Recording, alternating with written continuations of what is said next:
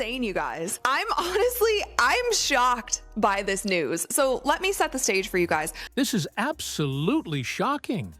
I can't even believe I'm saying this.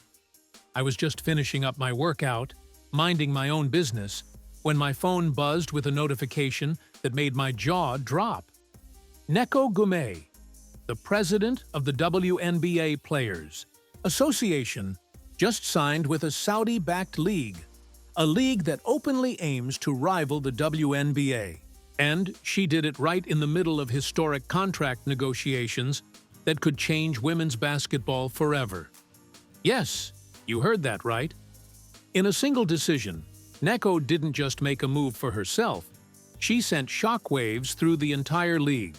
And by the end of this video, you'll understand why this could be a defining moment that reshapes the sport entirely. First, let's break down what this new league even is. It's a 5-on-5 league, funded with Saudi Arabian money, massive amounts of money, and it plans to host games across Europe and Asia for 14 weeks.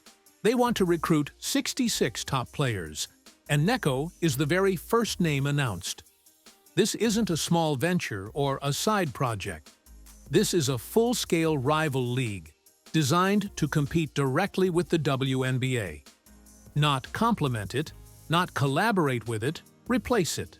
And make no mistake, Saudi money doesn't care about ratings, TV deals, or whether anyone even tunes in. They're willing to pay players huge sums just to make a statement and gain global influence. If you think this is just another league offering opportunities, think again. This is sports washing on a global scale, and women's basketball is the battleground. Now, here's where it gets complicated. Right now, WNBA owners and players are negotiating contracts, seeking better salaries, benefits, and revenue sharing. But nearly every major player at that table has equity in other leagues. Breanna Stewart co-founded Unrivaled. Kelsey Plum has equity there. Elizabeth Williams, Brianna Turner, and Alicia Clark all have stakes in Athletes Unlimited. So when the WNBA owners say, "We'll give you more money, but you can't play elsewhere," what happens?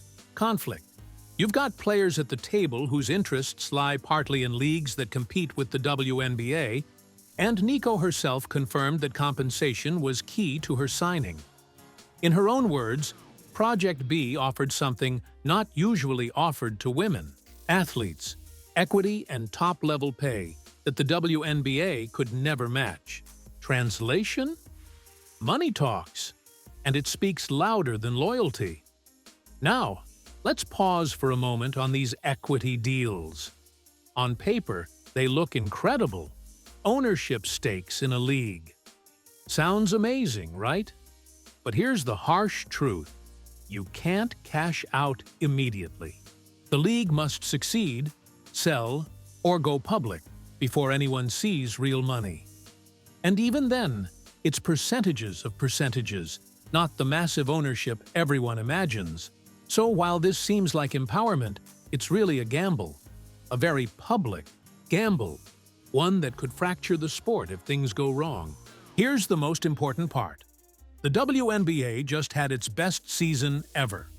Record attendance, record viewership, new fans discovering stars like Caitlin Clark and Angel Reese. Momentum was at an all-time high.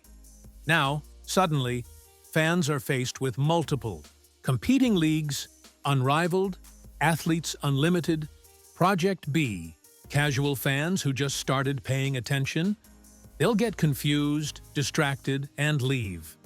And what about the middle-tier players, the ones on hardship contracts? They rely on the WNBA to make a living. Project B isn't offering them contracts. Only the top 66 players get picked. So if the WNBA season locks out or falters, these players have nowhere to go. Their dreams vanish, while the stars collect their massive payouts overseas. Let's talk about Saudi money, because this isn't the first time it's disrupted a sport on a massive scale. Take Lviv Golf versus the PGA Tour as an example. On paper, Lviv looks irresistible. Players are paid exponentially more than their PGA counterparts. But when it comes to viewership, the numbers tell a very different story. PGA Tour final rounds in 2024 averaged 66 million viewers. Lviv Golf? Only 385,000. The difference is staggering. Why does this happen? Lviv doesn't care about ratings. They don't care if fans tune in, attend events, or even engage with the sport. Profit isn't the end goal. This is sports washing, a strategy to use athletics to build international prestige, improve global perception, and project soft power. Money flows freely, but the sport itself and the fans who love it are secondary. And that's exactly what's happening with Project B. The league isn't primarily about growing women's basketball or building a sustainable professional platform. It's about creating a global spectacle backed by seemingly limitless funds, projecting influence on the world stage, and capturing headlines. Meanwhile, the WNBA, the league that built the sport, cultivated fans, and created history, is left fighting for survival. This isn't just a financial threat. It's a strategic disruption with consequences for every player, fan, and young girl dreaming of playing professionally in the United States. Project B isn't just another league, it's a traveling F1-style spectacle. Picture this: premier cities across Europe and Asia, a global championship, games streamed to audiences around the world. It's flashy, modern, ambitious, and designed to capture attention. On paper, it sounds exciting. But beneath all that glitz lies a critical problem: fragmentation. Women's basketball is riding a wave of momentum right now. Record-breaking viewership, sold-out arenas, new stars rising, fans just discovering the game. Everything is aligning for a historic breakthrough. And now, splitting players across multiple leagues threatens to dilute that progress. The casual fan, who just tuned in last season, won't follow 4 different leagues at once. Confusion replaces excitement. Engagement drops. Sponsors may hesitate. And the middle-tier players, the ones who rely on the WNBA for their livelihoods, are left scrambling. Their dreams, their development, and their opportunities are placed at risk, all because top stars chase lucrative side deals. The WNBA faces a dangerous choice: preserve its foundation, legacy, and momentum, or succumb to short-term gains that may fracture the sport forever. Project B's spectacle may shine brightly in the moment, but long-term, it risks undermining everything the WNBA has worked decades to build. The real question: can women's basketball survive this flashy disruption and emerge stronger, or will fragmentation cost the sport its breakthrough moment? There's also a deeply troubling ethical layer to all of this. Project B isn't just another rival league. It's backed by a government notorious for systemic oppression of women. Every contract signed, every game played under that banner is going to come with scrutiny. Players who take these deals won't just be making a business decision. They'll be making a public statement, whether they intend to or not. In every interview, every press conference, every social media appearance, they'll be asked the same uncomfortable question: how do you justify taking money from a regime that restricts women's rights? This isn't theoretical. It's a spotlight that won't go away. Fans, media, and advocates will challenge these players repeatedly, and their answers will be dissected, debated, and judged. It's money versus morality, and the stakes are incredibly high. The allure of massive salaries and equity stakes may look irresistible on paper, but the reputational cost could be enormous. Beyond individual scrutiny, the decision sends a larger message about the priorities of women's basketball. Is the sport about empowering athletes and creating sustainable opportunities?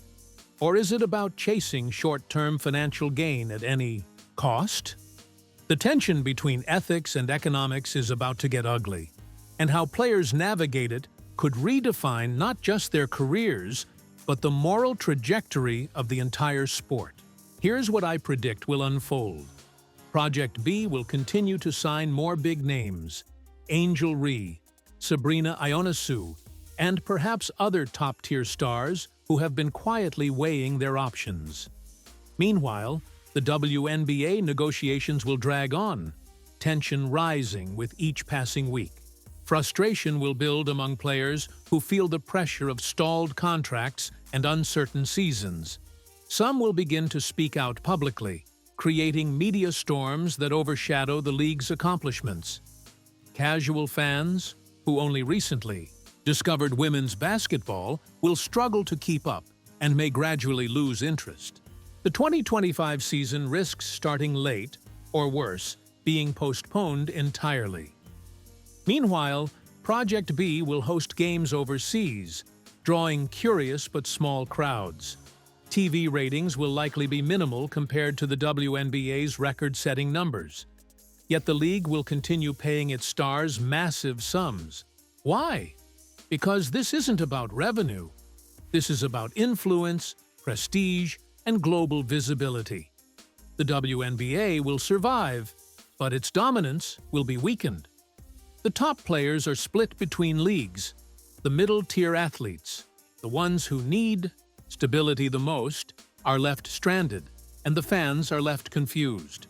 This scenario is a textbook example of short-term gain destroying long-term stability. It's a cautionary tale. When immediate profits and individual deals take priority over the health of the sport, everyone ultimately loses.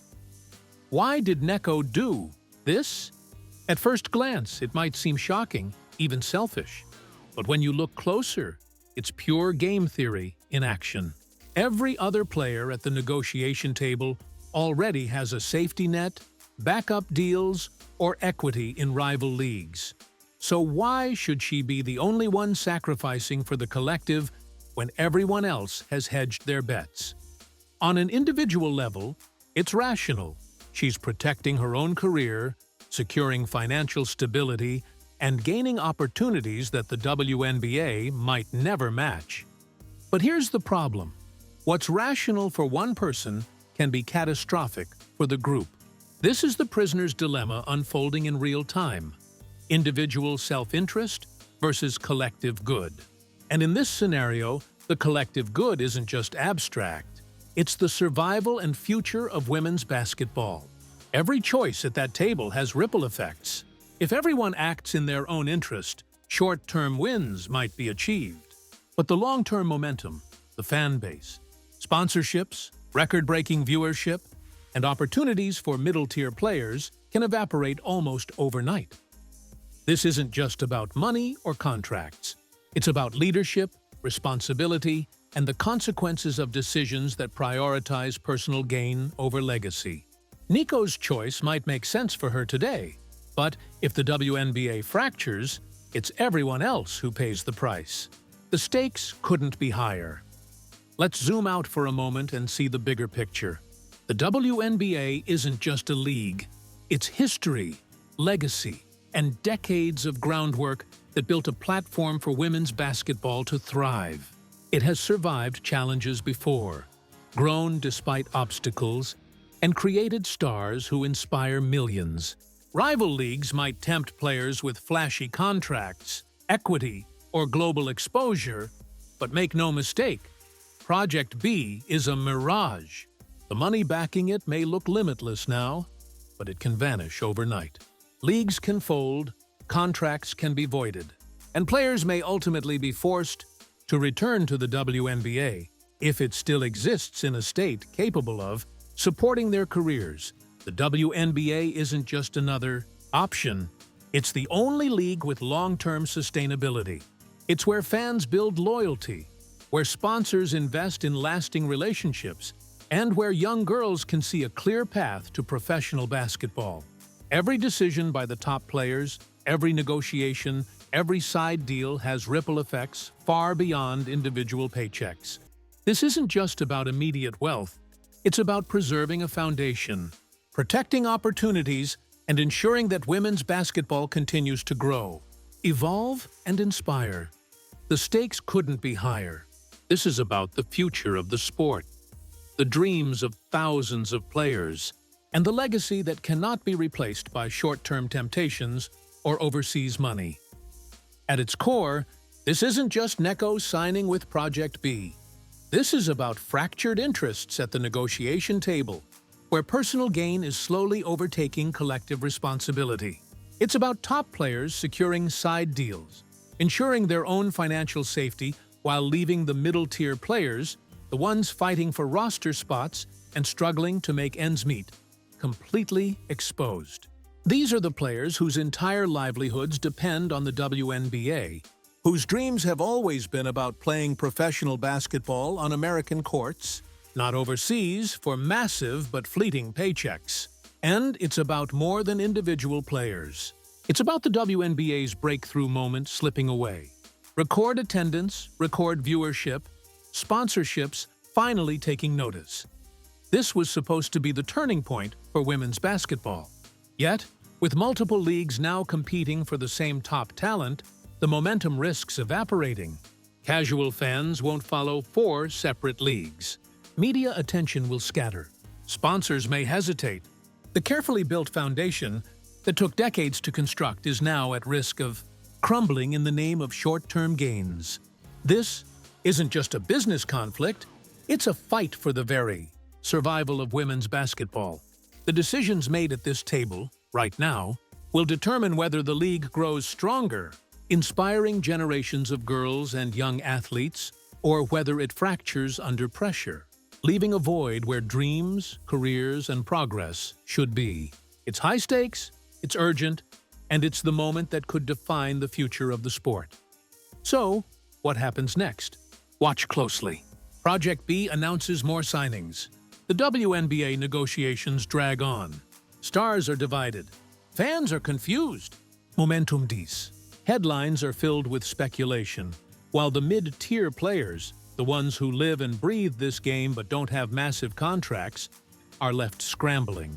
Their dreams, their livelihoods, their chance to compete on home soil hang in the balance. And every week that the WNBA season is delayed or threatened, the spotlight on the league dims, while Project B, backed by seemingly limitless funding, lures the top stars further away. But here's the truth. If the players at the table pause, if they put aside personal gains for the greater good, the WNBA can survive. And not just survive, it can thrive.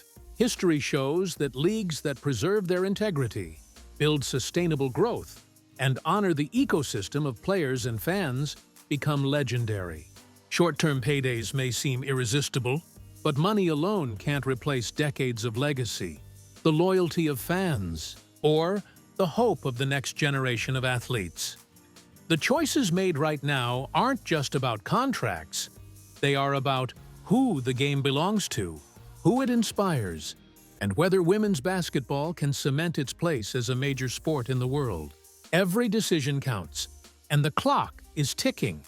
The WNBA has a moment it can't afford to lose. The top stars have choices, yes, but so does every girl dreaming of playing professional basketball. The collective success of the league isn't just about the stars. It's about the entire ecosystem, the foundation, the future. Every coach, every development league, every young fan watching a game on TV or attending their first live match is part of this network. When the league thrives, it elevates everyone. When it fractures, it's not just the top 66 players who pay the price. It's the mid-tier players, the rising talent, and the millions of fans who are just discovering the beauty of women's basketball. And make no mistake, what happens over the next few months will determine whether women's basketball solidifies its place in sports history or fractures under the weight of short-term temptations. These decisions are bigger than contracts or paychecks. They will shape the trajectory of the sport for decades. This is a defining moment. Will the league, its players, and its fans rally together to protect the momentum, the legacy, and the dreams of those who come after them? Or will the lure of quick money and global spectacle pull the sport apart? The choices made now will echo for years. So, tell me, what do you think happens next? Will the WNBA survive this storm? Or is this the moment that changes everything forever? Drop your predictions below. Share your thoughts in the comments, and don't forget to like and subscribe for more dives into Hollywood's hidden history.